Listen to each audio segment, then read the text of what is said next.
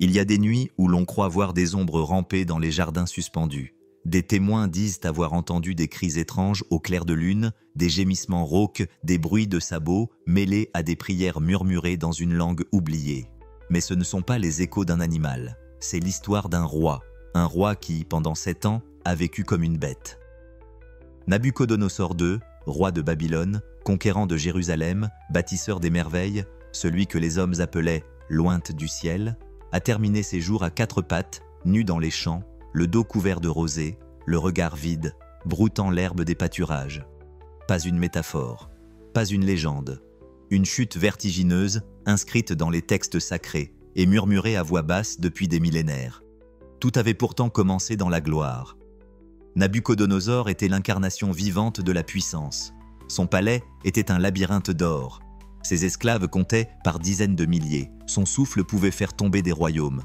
Un mot de lui et les temples s'effondraient. Il fit raser le temple de Jérusalem, emmena les Juifs en captivité, fit pleuvoir le feu sur les résistants. Et pourtant, c'est au sommet de sa gloire que tout s'écroula. Une nuit, alors qu'il contemplait la ville depuis ses terrasses, il eut un rêve effrayant. Il vit un arbre immense qui s'élevait jusqu'au ciel. Sa cime touchait les étoiles, ses branches nourrissaient toutes les créatures de la terre. Puis, une voix venue des cieux hurla « Abattez l'arbre !»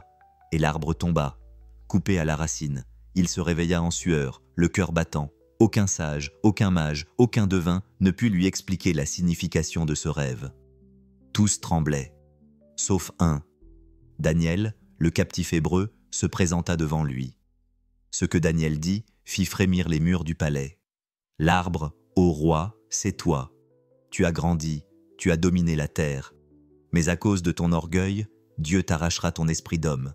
Tu vivras parmi les bêtes, tu mangeras de l'herbe comme un bœuf, jusqu'à ce que tu reconnaisses que le Très-Haut règne au-dessus des rois de la terre. »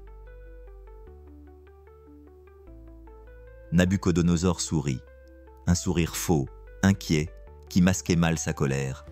Il fit taire Daniel, ordonna qu'on oublie ses paroles. Mais quelque chose, en lui, s'était fissuré. Les mois passèrent, il se sentait suivi, observé. Il parlait à ses statues, il ne dormait plus. Son regard devint instable. Les gens de la cour l'évitaient, jusqu'au jour où, du haut de sa terrasse, il leva les bras vers le ciel et déclara « N'est-ce pas moi qui ai bâti cette grande Babylone par la puissance de ma main et pour la gloire de ma majesté ?» Ce fut à cet instant précis que tout bascula. Une voix, invisible mais terrifiante, résonna dans l'air brûlant. « Le royaume t'est ôté, ô Nabuchodonosor, tu vivras avec les bêtes. » Ses genoux fléchirent, son dos se courba. Son cri résonna comme celui d'un animal blessé. Et, sous les yeux effarés de ses serviteurs, il tomba à genoux, puis à 4 pattes, nu. Le roi des hommes, l'ombre de Dieu sur terre, devint une bête. Ils ne l'ont pas arrêté, ils n'ont pas tenté de le retenir. Comment auriez-vous arrêté un homme qui n'était plus un homme? Il avait rampé hors du palais à la lueur de l'aube, poussant des grognements rauques, déchirant sa tunique contre les colonnes, les yeux révulsés, le corps tremblant. Les gardes, paralysés de peur, n'avaient osé ni poser la main sur lui, ni le regarder. Car c'était encore le roi, mais ce n'était plus lui. Dans les jardins luxuriants de Babylone, là où les oiseaux chantaient jadis à la gloire du palais, une créature désormais dormait à même la terre. Nabuchodonosor, roi des rois, passait ses nuits dans la boue, sa peau recouverte de croûte, ses cheveux emmêlés de feuilles, et son esprit ailleurs. Il ne parlait plus, il ne pensait plus. Il beuglait quand le soleil montait, pleurait à la pluie, riait seul face au vent. Chaque matin, il se relevait, à demi nu, ses bras couverts de griffures, ses ongles devenus longs comme des cerfs.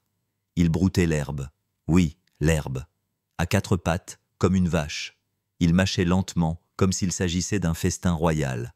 Il grattait la terre avec ses ongles, flairait les buissons, se roulait dans la rosée.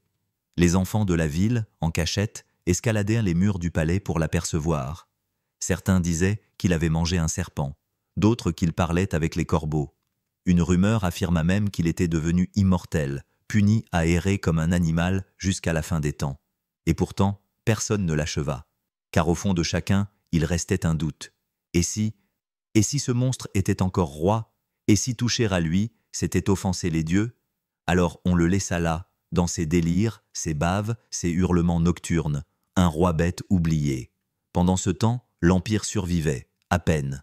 Les conseillers se partagèrent le pouvoir, les prêtres murmuraient que tout cela était volonté divine et la peur se répandait comme une fièvre. Car si le roi, si le choisi du ciel, pouvait être ainsi brisé, alors qu'en était-il des simples hommes? Les nobles s'agenouillaient plus souvent, les esclaves levaient moins les yeux, et la statue du roi, dressée au centre de la ville, semblait se fissurer elle aussi, comme si le marbre lui-même refusait encore de ressembler à ce qu'il était devenu. Mais dans cette folie, une conscience persistait. Parfois, dans les yeux fous de Nabuchodonosor, un éclat de mémoire surgissait. Il fixait les étoiles comme s'il cherchait quelque chose. Une voix, un pardon, une promesse. Les saisons passèrent. 7 fois la pluie tomba. 7 fois les champs furent moissonnés. 7 fois les prêtres changèrent les offrandes. Et lui, toujours là, grattant la terre, respirant la nuit, hurlant à la lune. Mais une nuit, tout changea. Une nuit sans étoiles. Une nuit où le vent se tut et où même les chiens ne jappèrent pas. Nabuchodonosor se redressa. Il regarda le ciel. Et pour la première fois en 7 ans, il parla. Le Très-Haut règne sur les royaumes des hommes. Ce furent ces mots, rauques, cassés, à peine murmurés, qui franchirent les lèvres craquelées du roi tombé. Personne ne l'entendit. Pas cette nuit-là. Pas dans les champs trempés de rosée où il vivait parmi les insectes et les ronces. Mais le ciel, lui, écouta. Le regard de Nabuchodonosor, autrefois vide, fixe, animal, retrouvait une lueur. Minuscule, fragile, mais réelle, comme une braise sous les cendres. Il cligna des yeux. Une première fois, puis une seconde. Ses mains, couvertes de boue et de croûte, se posèrent doucement sur son visage. Il le palpa, comme s'il redécouvrait qu'il était fait de chair, non de poils ou d'écorce. Il recula, effrayé de lui-même. Le lendemain, il ne brouta pas. Il ne poussa pas de cri. Il resta assis, silencieux, les yeux dans le vague, observant les fourmis et les nuages. Les serviteurs, qui l'espionnaient à distance, chuchotèrent que la bête avait cessé de hurler. On parla de calme avant la tempête, d'un dernier spasme avant la mort. Mais ce n'était pas cela, c'était l'aube, l'aube de son retour. Il fallut des jours, des semaines, pour que les mots reprennent forme dans sa bouche. D'abord des syllabes, puis des phrases, puis des prières. Il parla au vent, au soleil, à l'eau, pas à ses sujets, pas encore, mais à celui qu'il avait ignoré si longtemps. Il murmurait des psaumes hébreux que Daniel lui avait autrefois répétés et qu'il avait ri au nez. Il pleurait, pas de douleur, de honte, de reconnaissance. Il se souvenait de tout, du temple réduit en cendres, des enfants enchaînés, du trône de marbre sur lequel il avait écrasé des peuples entiers, des paroles de Daniel, qu'il avait moquées. Et maintenant, il comprenait que sa chute n'était pas un caprice du destin, mais un appel à voir au-delà de lui-même, un appel à s'incliner. Une nuit, il leva à nouveau les yeux vers les étoiles, et il dit « Je ne suis qu'un souffle, un grain de poussière sous la main de l'Éternel, et pourtant, il ne m'a pas détruit, il m'a abaissé pour me relever. » Le lendemain, ses pas le guidèrent vers les portes du palais. Nu, amaigri, recouvert de crasse, il tituba jusqu'aux grandes colonnes d'onyx. Les gardes reculèrent, mains sur les armes. Mais l'un d'eux, le plus ancien, le reconnut. Pas à son visage, trop déformé, pas à sa voix, trop altérée, mais à son regard. Un regard qu'il n'avait vu qu'une seule fois, le jour du couronnement, des années auparavant. Alors il s'agenouilla, et les autres suivirent. Ils portèrent le roi jusqu'au bain, le lavèrent, coupèrent ses cheveux, soignèrent ses plaies. Et pendant tout ce temps, Nabuchodonosor ne parla pas. Il regardait ses mains. Ses ongles, naguère semblables à des griffes, redevenaient humains. Sa peau, autrefois couverte d'ulcères, retrouvait sa couleur. Ce n'était pas un miracle visible, c'était une renaissance intérieure. Quand il se tint enfin debout, vêtu d'une tunique simple, il refusa la couronne qu'on lui tendait. Il leva la main. « Non, ce trône n'est pas à moi. Il appartient à celui qui donne et reprend. Je ne suis plus roi comme avant, je suis serviteur du Très-Haut. » Et dans le silence médusé de la cour, les nobles comprirent qu'un autre Nabuchodonosor venait de naître. Les jours qui suivirent en son retour furent teintés d'étrangeté. La ville de Babylone, vaste et orgueilleuse, semblait retenir son souffle. Les rumeurs couraient dans les ruelles pavées. Le roi était revenu. Il marchait lentement, les yeux fixés vers le ciel, murmurait des choses que personne ne comprenait, refusait les festins, les louanges, les plaisirs. Il mangeait peu, il parlait peu, mais quand il parlait, le silence se faisait. Il ne convoquait plus les généraux, il ne décrétait plus de guerre. Il s'entourait des anciens, des sages, des captifs. Il faisait venir Daniel, et ensemble, ils passaient des heures dans la cour du palais, à parler du Très-Haut, du temps, du sens de la vie. Les courtisans, d'abord déconcertés, finirent par l'écouter. Non pas comme on écoute un roi, mais comme on écoute un survivant, un témoin. Car Nabuchodonosor n'était plus un souverain. Il était un homme qui avait vu la bête en lui, et l'avait affronté. Un soir, il convoqua toute la cour. Les torches brûlaient haut, projetant des ombres tremblantes sur les murs d'onyx. Les nobles, les prêtres, les capitaines, tous se tenaient là, debout, attendant une proclamation, un décret, une guerre. Mais le roi ne donna aucun ordre. Il leva les yeux et dit « J'étais un arbre immense, et j'ai été abattu. J'étais un lion rugissant, et je suis devenu muet. J'ai cru être un dieu, et j'ai été réduit à une bête.